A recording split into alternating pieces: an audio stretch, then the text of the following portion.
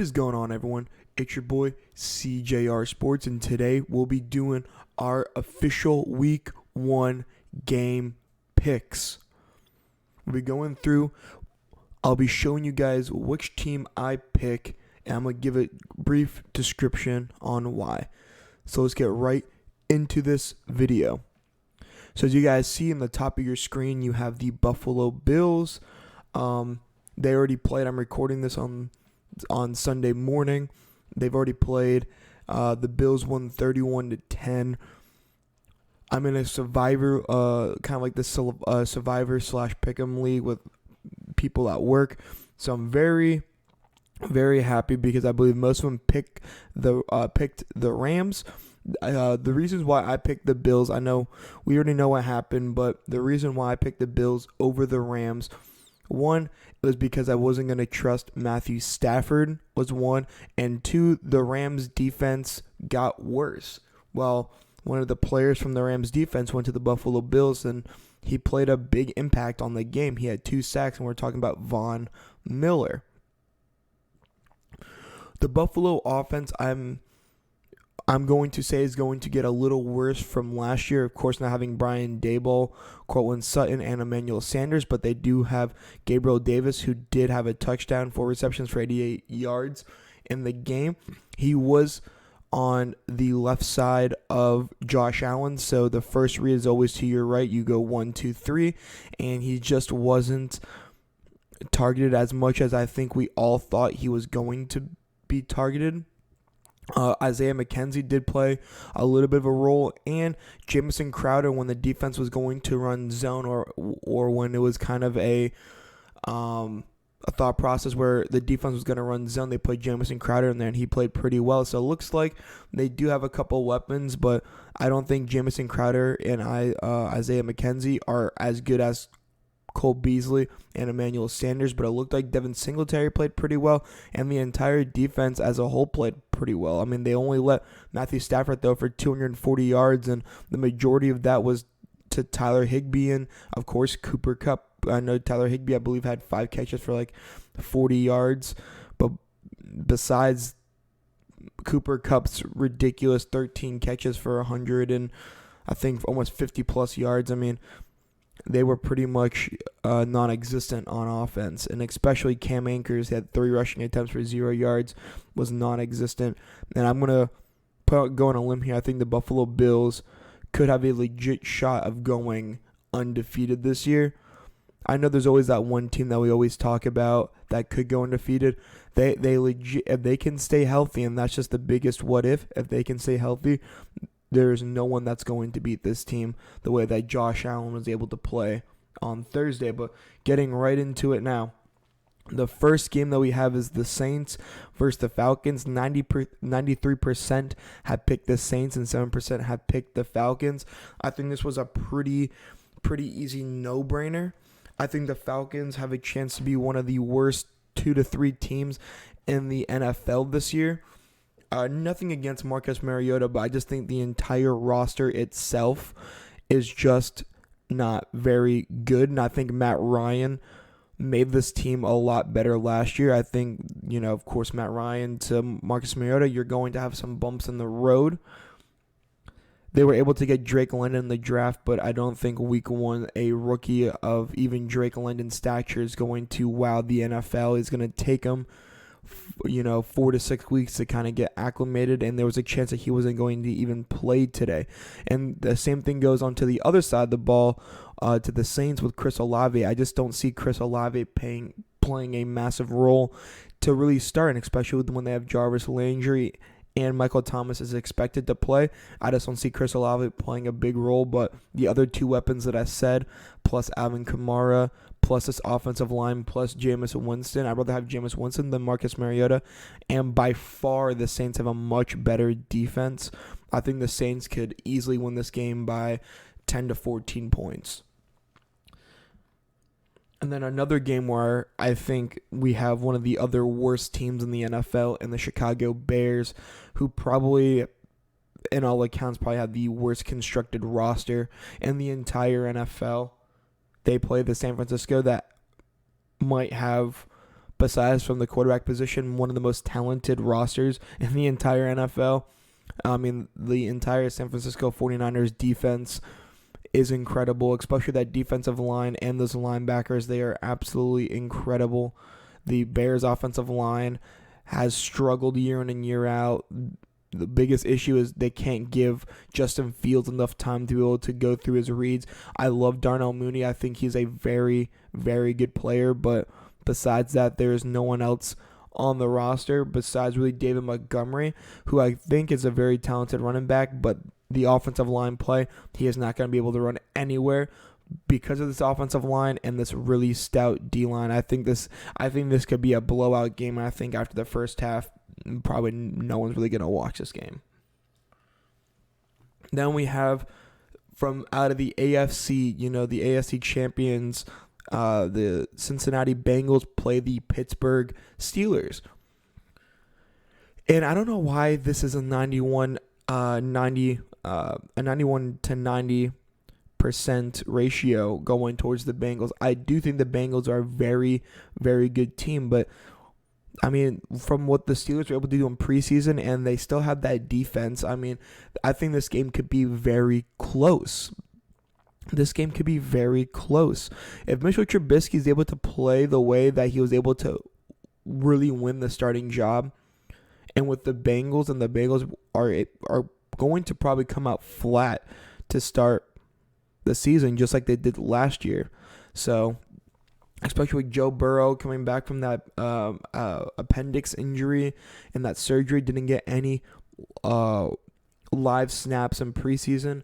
I could see this maybe being the first half knocking the rust off. I think the Steelers are able to, maybe squeeze out a touchdown or two in that first half, really put the pressure on the Bengals. But from the talented side of the roster, I'm going to go with the Bengals. I know everything I said should be going with the Steelers. I do think it's going to be a close game, but I think the majority being on the Bengals, as much as they are, could really hurt everyone in the long run. Now we have the Eagles and the Detroit Lions. 85% are on the Eagles, 15% are on the Lions, and a lot more than I think would be on the Lions. I think Hard Knocks got people really excited for what Detroit can be. But I mean, so you still got Jared Goff at quarterback. I really do like their running back tandem of DeAndre Swift and Jamal Williams. They do have some talented receivers in DJ Chark. Whenever Jamison Williams does come back, Amon St. Brown is very good. They got TJ Hawkinson and a very good offensive line. I think that team can be very good, but it reminds me of the New York Giants just a couple of years ago when they have talent everywhere. But from the quarterback position and from the coach, I just don't know if they're able to really get it done. And that's my biggest issue with the Detroit Lions. I think they do have some talent on the roster. I don't think there's no question about that. But can they really get it done is my biggest issue with the Lions. And I think that really starts with the quarterback position and Jared Goff, which might be one of the league's worst quarterbacks right now. And with the Eagles, they have only gotten better from free agency to the draft to the end of free agency. They have been putting on talent and talent on talent on this team. They got an upgraded secondary, upgraded receiver room, upgraded offensive line, upgraded D-line. They have upgraded on almost any fashion of the game, and I think that's really going to show this year.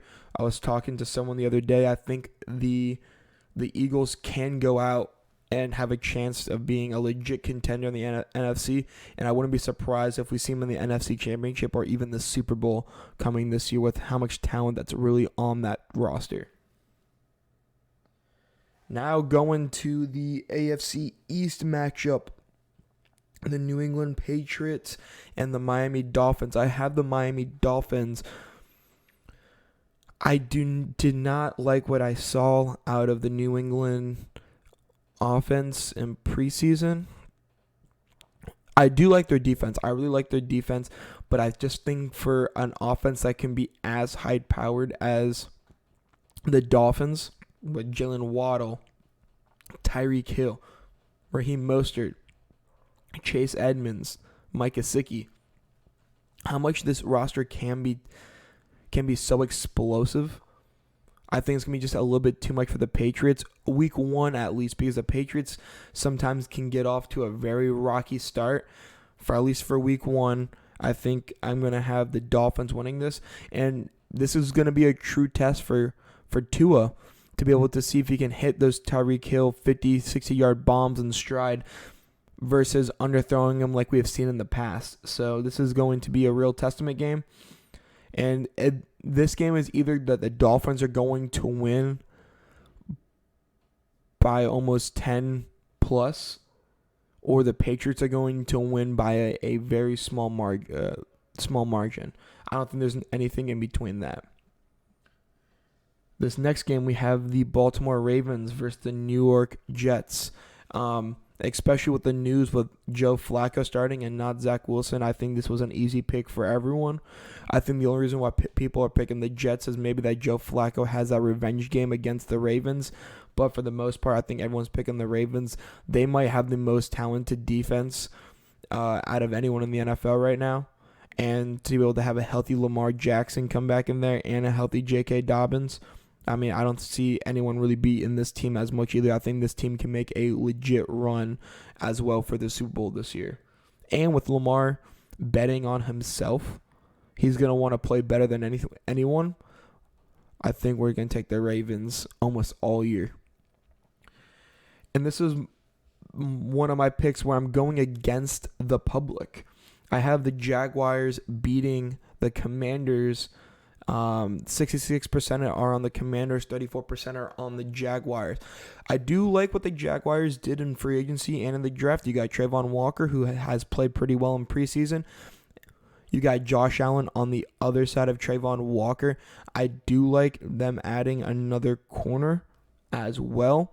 And you got the biggest thing was they couldn't score points. They got Trevor Lawrence weapons. Including that weapon group, they got Trevor Lawrence's best friend back from injury, and Travis Etienne. They signed Christian Kirk to a massive deal. They got Zay Jones. They were able to pick up players that maybe fit their team. Maybe from the public eye, they weren't the most flashy signings and whatnot, but if they fit your roster, they fit your scheme, they fit what you want to do, it doesn't matter what their name is on paper. And I think that's what the Jaguars did this offseason. I think they could go out there and win 5, 6, 7 games this year. I think that's a legit chance, and I really like Trevor Lawrence. I think he's going to take that second-year step, especially with their new coach and not Urban Meyer. So I have the Jaguars winning, beating the Commanders. The Baker Mayfield revenge game. Plain and simple, Deshaun Watson's not playing. I'm probably not going to choose the Browns unless this Browns defense is legit. And on paper, they look fantastic. But I just don't see how the Browns defense can hold Baker Mayfield, Christian McCaffrey. They traded for Laviska Shenault. They have Terrence Marshall. We haven't got to the big two yet. They got Robbie Anderson. And obviously, they got DJ Moore. I don't know if the Browns defense are able to hold all 4 of them off, especially with Christian McCaffrey back and healthy. I know the offensive line's a little shaky, but Baker Mayfield knows this Browns team better than anyone else. So I'm going to choose Baker Mayfield, and I think he's going to have some fire, and I just like the offense better. I like Carolina's offense, and I think the Carolina's defense is very underrated. I think they can be very good. I went on a bold statement last year that the Carolina Panthers could go 10-7. They did not, but I do think the Carolina Panthers, and the reason why I said that is because I really like their defense. I think they have a bunch of playmakers on defense.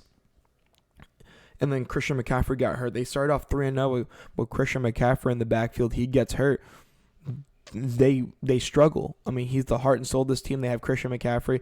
I think it's going to be very hard to beat the Carolina Panthers if Christian McCaffrey can stay healthy.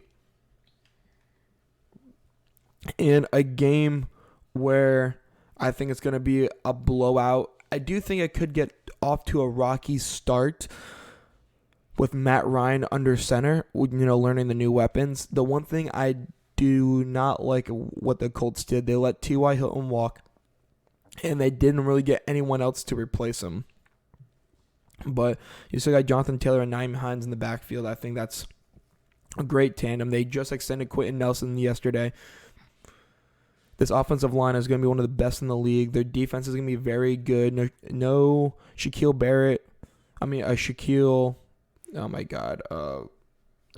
Leonard for the first week, possibly 2 weeks.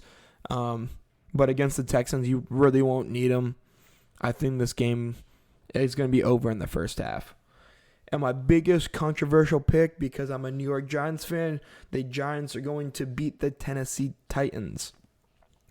The way that the Giants are going to beat the Tennessee Titans, they're going to put 9 in the box. They're going to make Ryan Tannehill beat them over top with Robert Woods and Treylon Burks. I just don't see how that's going to happen. Ryan Tannehill at the back half of last year had interception issues. We got Adoree Jackson on one side, who also knows the Tennessee Titans and maybe a few ways to beat him. Derrick Henry coming off that ankle injury could be kind of slow. Their offensive line got a little worse, but they added Austin Hooper, who is a blocking tight end. I do think that the Titans could get off to a little bit of the rough start, and I think the Giants have improved on offense, especially on the offensive line, getting a healthy Saquon Barkley. They're just going to have to hold enough time of possession on offense to be able to beat the Titans. And I think that's something that people aren't really talking about. With a healthy Saquon, a healthy Derrick Henry, it could just be a very low scoring running game between the two. And I think the Giants actually have the better quarterback and weapons besides the running back position, where I think the Giants could pull off a 2-minute offense win. So I'm going against the public. I'm also a little biased towards the Giants, but I think this is a game where the Giants could sneak out a win against a playoff team. I have the Green Bay Packers against the Minnesota Vikings. I really like the Minnesota Vikings this year. The reason I just didn't pick them week 1, that defense always seems to disappoint. The Packers always seem to disappoint week 1 as well, but I'm never going to bet against Aaron Rodgers unless we know what happens. No, Devontae Adams is very concerning, I think, for everyone. And I know he's been really banging the drum against his new young receivers and wants them to do better and show them that if you don't, this is the NFL, you can get replaced very easily. But I still think at the end of the day, the defense for the Green Bay Packers is incredible. That can be a top 5 unit. I think that really gives the Minnesota Vikings struggles. Kirk Cousins has learned really not to turn the ball over much as well. I think that can also play a favor for the Vikings. But I think early on, Kirk Cousins is going to turn the ball over. We never know how Dalvin Cook's ever going to look at the beginning of the start of the seasons. If he's going to be whatever Dalvin Cook is. I really like Dalvin Cook, but he's very injury prone. I'm going to go with the Green Bay Packers here. A pick where I am still a little shaky on it, but I am going to take the Green Bay Packers. But this is one where I'm going to have to clench my butt cheeks a little bit to see how this game really is going to go.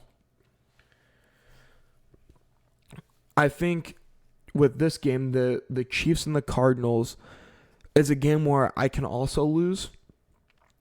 We don't know what the Chiefs are going to look like without Tyreek Hill, but I know that's the first thing everyone says. But we saw the way that the Cardinals played last year without DeAndre Hopkins. So I think both teams are going into this game without their number one options. The number one option for the Chiefs is Juju Smith-Schuster, and the number one option for the Cardinals is Hollywood Brown. I'd rather have Juju Smith-Schuster.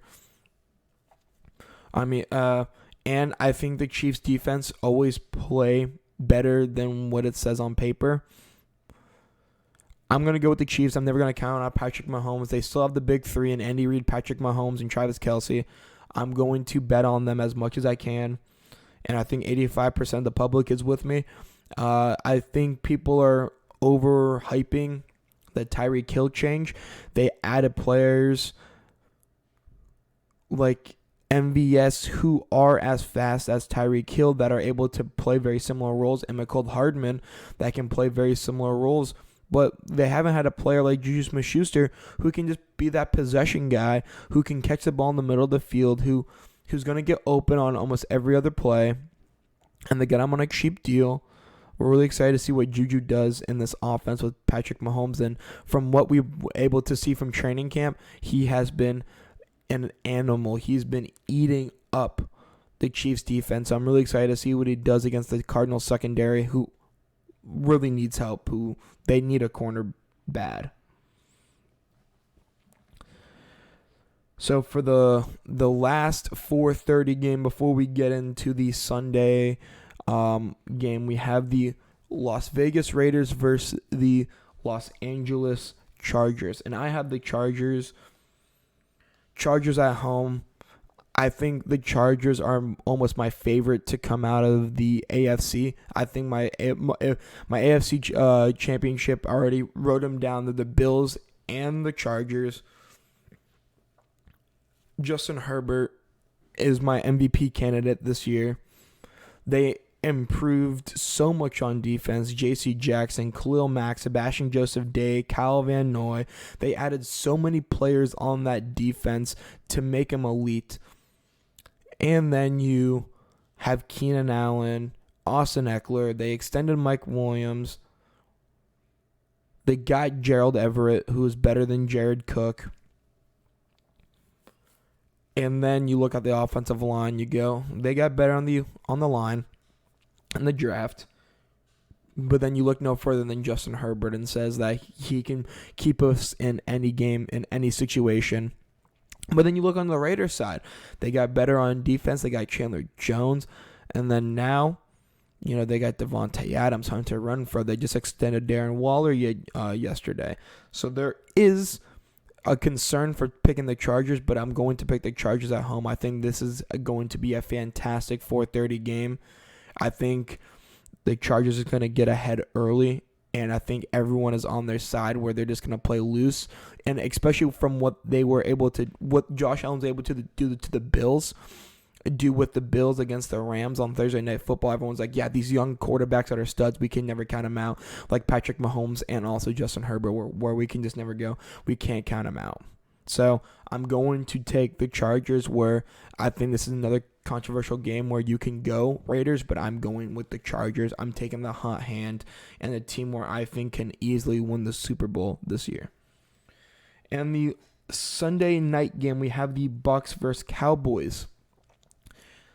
We just got news this morning that Chris Godwin is expected to play. Don't know how many snaps, if he's going to be on a snap count, but he's expected to play, which really changes my answer. If you have Mike Evans, Chris Godwin, and Julio Jones on every single snap, where the secondary for the Cowboys hasn't really gotten better. I don't like Trayvon Diggs. I think he is overhyped because of the amount of picks he gets.